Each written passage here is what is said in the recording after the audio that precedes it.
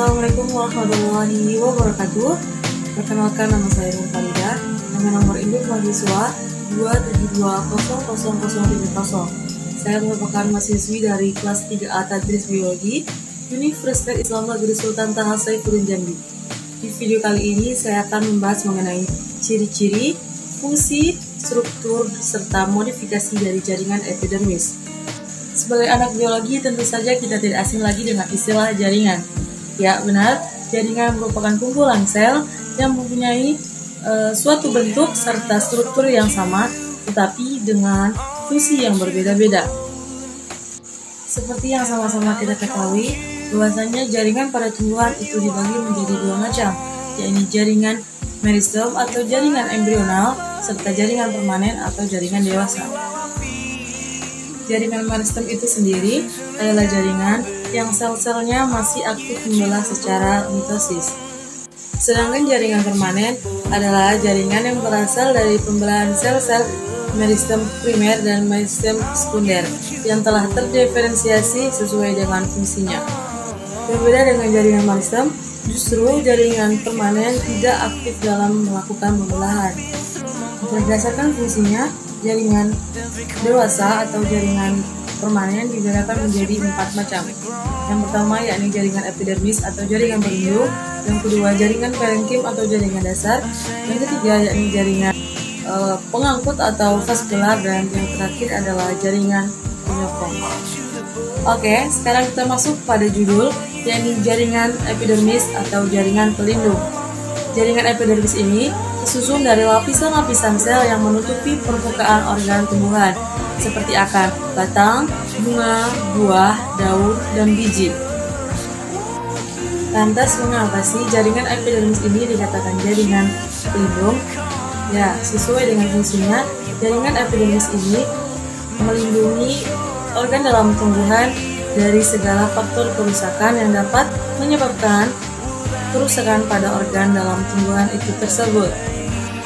Ciri-ciri jaringan epidermis, yang pertama yakni memiliki sel yang tersusun rapat tanpa adanya ruang antar sel. Yang kedua, bentuknya beragam, ada yang berbentuk tubular, memanjang dan heksagonal, dan yang terakhir mengandung pektin, liktin, dan kutikula.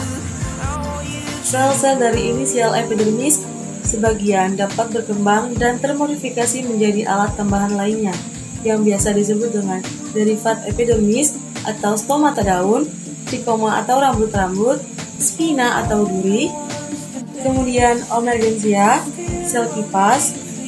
Untuk penjelasan lebih detail mengenai modifikasi dari jaringan epidermis, simak gambar berikut ini. Stomata atau mulut daun adalah celah atau lubang pori yang diapit oleh sepasang sel penjaga atau sel penutup. Sel penjaga ini berbentuk ginjal pada tumbuhan dikotil dan berbentuk halter pada tumbuhan monokotil. Stomata pada umumnya terletak di bagian bawah jaringan epidermis. Fungsi utama dari stomata adalah sebagai jalan masuk dan keluarnya oksigen pada saat respirasi fotosintesis. Lantas, kapan stomata dikatakan terbuka dan menutup? Stomata dikatakan terbuka jika tekanan turgor sel penutup itu tinggi, dan dikatakan menutup jika tekanan turgor sel penutupnya rendah.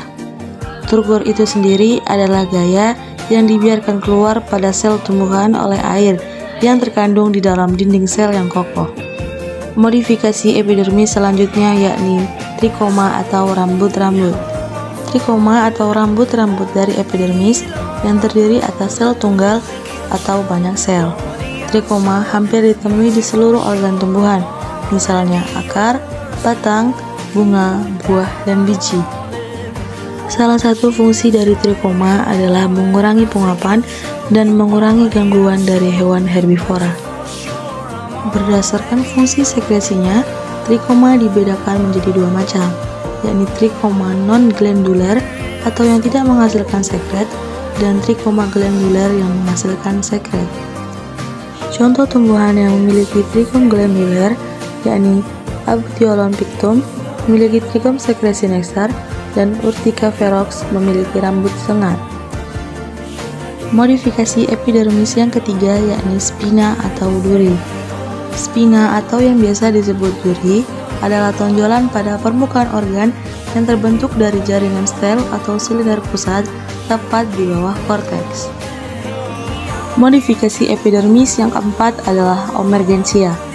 Omergensia ini hampir mirip dengan spina tadi, yang mana berupa tonjolan di permukaan organ yang terbentuk dari jaringan epidermis dan jaringan subepidermis. Contohnya, duri tempel pada batang mawar atau rambut-rambut pada buah rambutan. Modifikasi epidermis yang terakhir yakni sel kipas. Sel kipas atau bulliform cell atau yang biasa disebut juga motor cell merupakan alat tambahan pada epidermis daun bagian atas.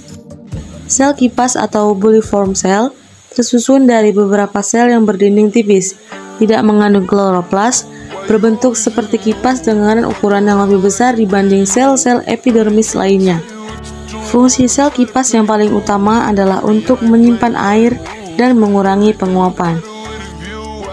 Nah, itulah tadi akhir video pembelajaran dari kita mengenai jaringan epidermis. Dapat saya simpulkan bahwasannya jaringan epidermis adalah jaringan paling luar yang dapat melindungi organ dalam tumbuhan. Baik, terima kasih banyak atas partisipasi dari Ananda semua yang telah mengikuti pembelajaran daring dari awal video sampai akhir ini. Dengan harapan Ananda semua dapat menjelaskan dan dapat menyimpulkan apa itu jaringan epidermis. Saya ucapkan terima kasih. Apabila ada pertanyaan bisa diajukan di WA Group ya. Dan absennya seperti biasa melalui Google Form. Wabillahi taufiq wal hidayah. Assalamualaikum warahmatullahi wabarakatuh.